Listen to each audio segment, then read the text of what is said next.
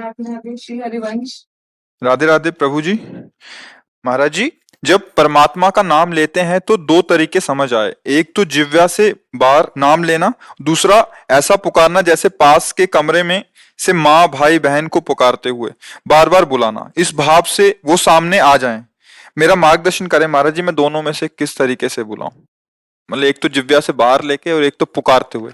देखो, एक होता है वाचिक, फिर होता है उपांश, फिर होता है मानसिक। परा पश्यंती मध्यमा वैखरी, ये वाणी है। जो हम बोल रहे हैं वैखरी वाणी है।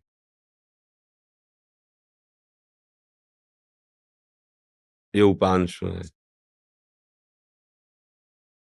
चल रहा है। ये मानसिक है, बिल्कुल शांत मन, शांत इंद्रियां, और वो परावाणी से भजन हो रहा है। तो हमें अपनी स्थिति देखनी कि हमारा भजन कहाँ से कहाँ तक पहुंचा है। यदि हमारा थोड़ा मानसिक जप करने के बाद मन भाग रहा है, तो हमें मानसिक जप पे ज्यादा नहीं टिकना चाहिए, हमें तुरंत वाचिक पर आना चाहिए। भाग रहा है ना, अब वो बनेगा नहीं सही। अगर हमारा मन थोड़ा हमें सहयोग कर रहा है, तो उपांश जप में आ जाना चाहिए। ऐसे अब लग रहा है कुछ जप रहे हैं, पर क्या जप रहे हैं, कुछ लग रहा है ऐसा। मानसिक जप ये होता है, सामने मंत्र है, कान में सुनाई दे रहा है, आंख में एक एक अक्षर जमा हुआ है, और अंदर से परावाणी से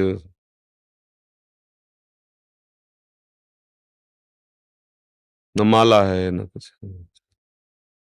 उठते बैठते चलते फिरते हर समय, पर ये सिद्धों की स्थिति होती है, साधक को करना होता है।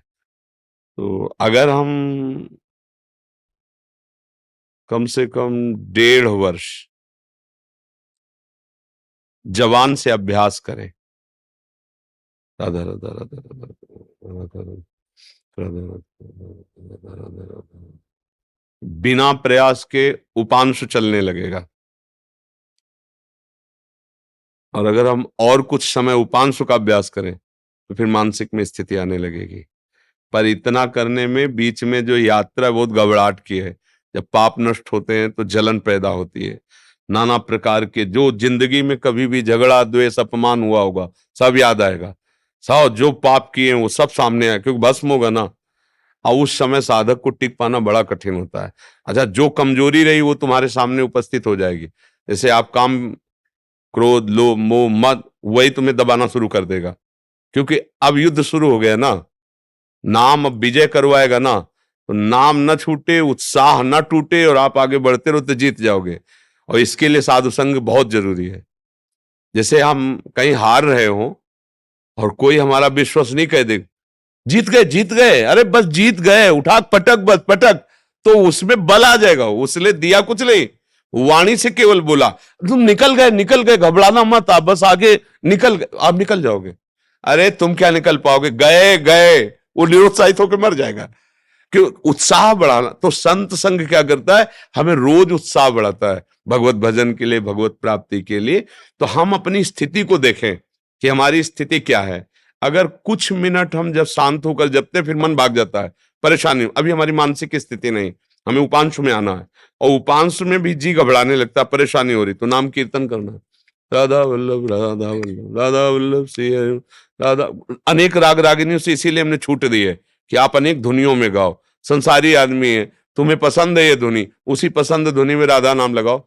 राधा नाम जहर है, पर उसे शोध करके दो, जब शोध करके दोगे तो दवाई का काम कर जाएगा।